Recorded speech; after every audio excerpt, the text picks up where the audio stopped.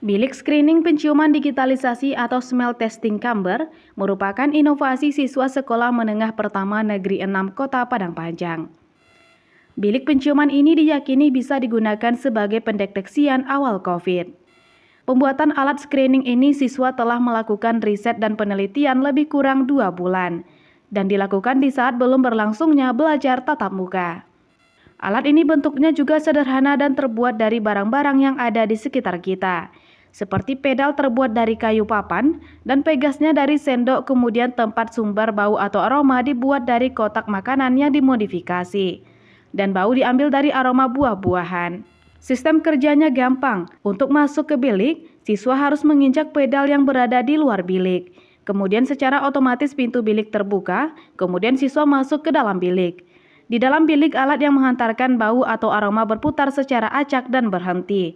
Di saat berhenti, siswa kemudian memijak salah satu pedal untuk memilih bau atau aroma apa yang keluar dari sumber. Bila benar, maka pintu bilik akan otomatis terbuka. Namun bila jawaban salah, maka pintu tidak terbuka. Dan kemudian siswa tersebut akan dievakuasi.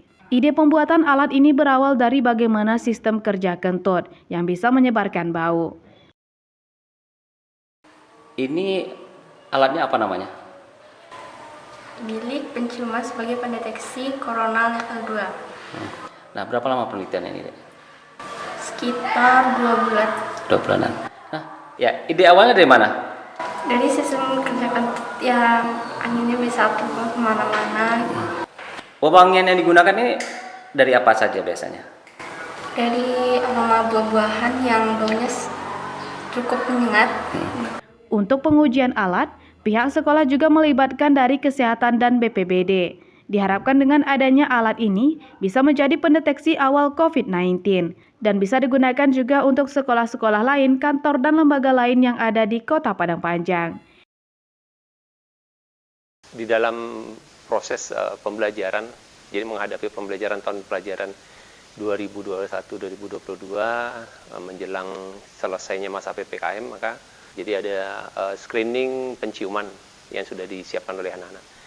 Jadi menjelang siswa nanti masuk, kita adakan screening penciuman. Sebelum itu, kemudian nanti anak-anak masuk ke dalam bilik screening penciuman.